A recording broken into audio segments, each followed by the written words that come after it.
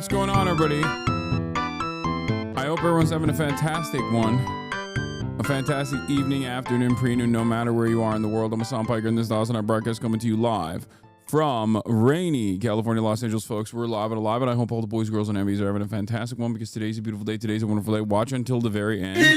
Oh, Jesus Christ. Okay, good one, dude. Good one, Megaphonics. Good one. I'm live, I'm alive, and I hope everyone's having a great one. This is when I tell you what has been going on in the world of HASAN Piker in between the time period where I press the stop streaming button and press the start streaming button, so help me God. And not a lot has taken place. I ended the broadcast last night, as you guys recall, after watching the Sam Cedar Jube video. The Jube, and the embargo is back on, okay? Because honestly, I feel dumb. I feel dumber. I straight up feel like a dumber person for watching that. You know, when you watch stuff and you're like, oh, I learned a lot from this content that I consumed. And I am a firm and committed believer that you can learn from anyone. You know what I mean? Like anyone with any opinions. There is always something you can learn from them. But sometimes the damaging consequences of hearing something so stupid will greatly outweigh your mic is peaking, dumbass.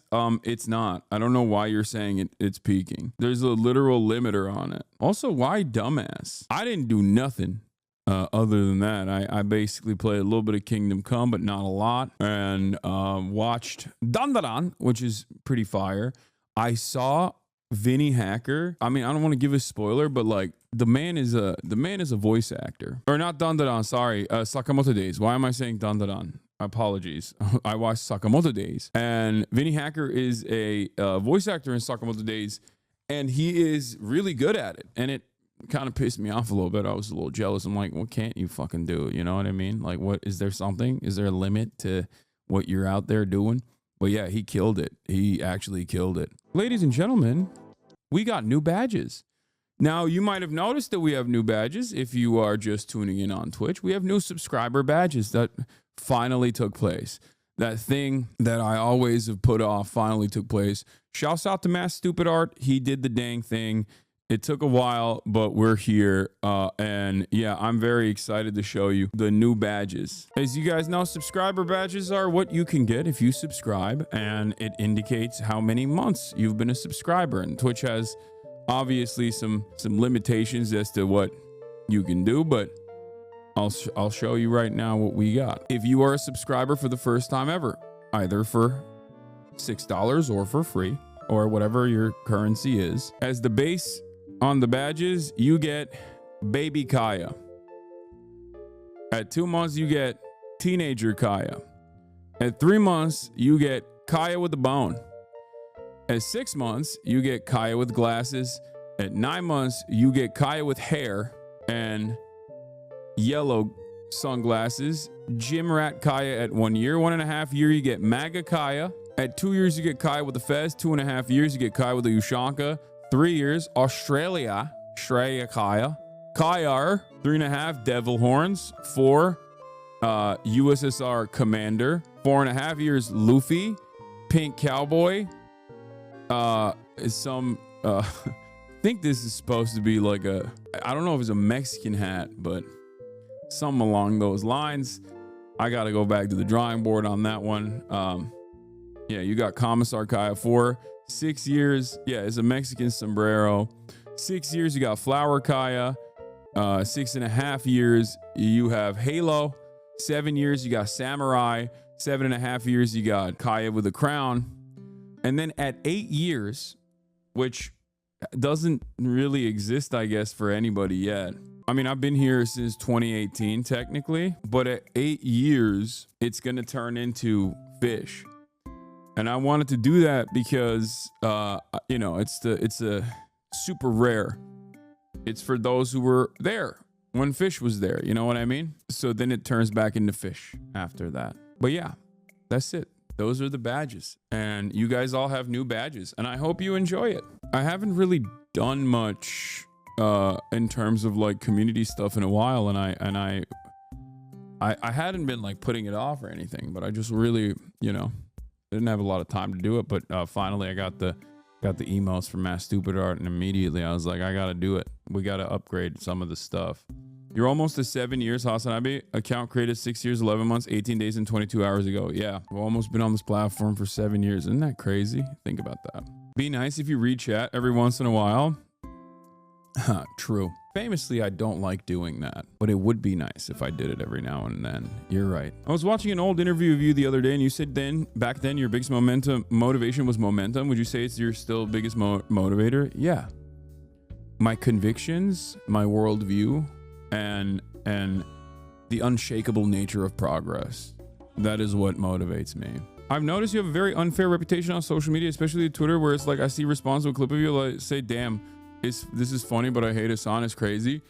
Yeah, because Twitter is a misinformation website. There is not really much else to say about this other than that. Twitter thrives on misinformation, and it's also very right-wing, and I think that a lot of people see me as like the avatar of leftism in America. That's why people see it the way that they do, you know? You also have many haters on Tumblr, surprisingly. Guys, none of it matters. Most of these people are directly misinformed, okay? And if you want to correct them, you can. But the number one thing that you can show people is just the stream or a YouTube video of mine or a podcast appearance. You could just be like, hey, make up your own mind. Don't be misguided. Do you actually know what this dude is about? Or have you heard that he's a bad guy? And you've heard that there's a lot of, he's embroiled in controversy. And 99% of the time, it's just vibes related. It's vibes based. I don't like his vibes. And I feel like he's always embroiled in controversy. So you can just either explain to them the context of clips that they might have seen, or better yet, just show them the stream. The reality of the matter is, if someone spends more than 15 minutes in this community, they're gonna very quickly realize that a lot of what people are saying is just bullshit. My friend dislikes you for that reason, for no reason, but your Theo Von appearance definitely helped him view you neutrally. That's it. If I truly was this piece of shit that people claim I am, I think that reality would reflect beyond, 12-second clips. That's all I'm saying. Right? My husband wouldn't trust you while you said nice things about Asmund. It was after he heard you changed your mind that he was like, okay, maybe Hasan is just a trusting fella. Yeah, that definitely is one of the things that pisses people off quite a bit is the fact that, I always will be as nice as I possibly can be to people, understanding where they're coming from, understanding the role that people's lived experiences play in their development, in how they get to the points that they get to, with the hopes that I can directly talk to them and move them away from reactionary thought. And, when the beauty about this sort of thing is that when it succeeds, it's invisible. But when it fails, it's very, very visible. And unfortunately, everybody only talks about the failures. What is this? Cutie Cinderella, Lud is now low-key hotter than Hasan. What? There's 0% chance this is a real Cutie Cinderella title. Cutie Cinderella has never considered me attractive even for a second. That's got to be bait. It is kind of funny though to have this version of Lud be the version that's hotter than me. Where does the alias Hank Piker come from? It's my real American name. When people want to know I'm a real one, I tell them my name is Hank Piker. Anyway, yeah, this was one of the funny reactions that came out of my Jubilee reaction overall. Okay, first of all, you're really gonna tell me that this dude is not gonna start the conversation with a land acknowledgement? Why is this barista looking ass sitting across from Sam Cedar and not talking about how Sam Cedar is not radical enough? Like, this is a card-carrying DSA member in a polyamorous relationship with a non-binary person by the name of Sock, and yet here he is sitting across from Sam, not talking about things from an anarchist perspective and saying he's not going hard enough on how the concept of a shower is actually an unjustifiable hierarchy, but instead he's going to be sitting here being like Donald Trump is our Lord and Savior. Dudes that look like they own a vinyl collection should not be arguing to defend Donald Trump. Dudes who look like they've experimented with pegging and talk about it openly should not be arguing about Donald Trump being great. What the fuck is going on? I think you should be used as a reaction more often. Oh yeah, this was funny. Yeah. This person doesn't even follow me, which I find even funnier. Like, this person doesn't even follow me and yet still used me as a reaction to this statement. Rick Scott says Republicans are going to have to cut Social Security. This guy did a "You're witnessing the death of American capitalism" video from Ben Jordan from 2 days ago. It's already almost had 1 million views. That's crazy. Don't know who this guy is, but I love when like a person that I was unfamiliar with, right? Because like I don't know who this guy is. Hi, I'm Ben. Intro to Music and Science. Sorry about my eyebrow. All of a sudden, this guy who does like music and science will just pop off and be like, neoliberal hegemony has actually undermined the working class to a certain degree, where the reactionary response to the volatility and economic instability is going to bring about barbarism or socialism. We only have two options. And it seems as though many are choosing barbarism over socialism.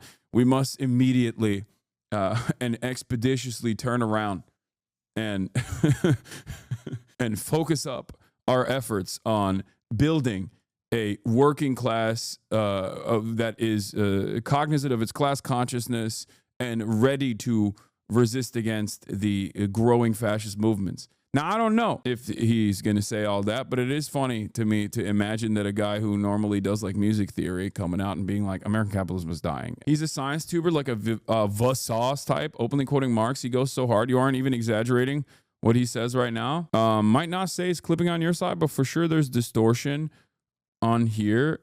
What? Begone audio perverts. I know. Audio perverts are like, the reality of the matter is audio perverts are sitting on top of their empire.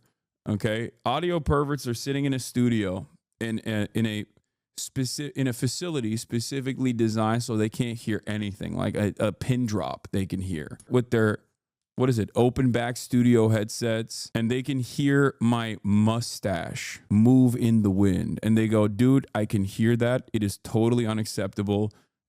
You claim that you have one of the greatest noise gates, and here I am hearing your ass hairs ruffle as you move around on your chair. This is unacceptable.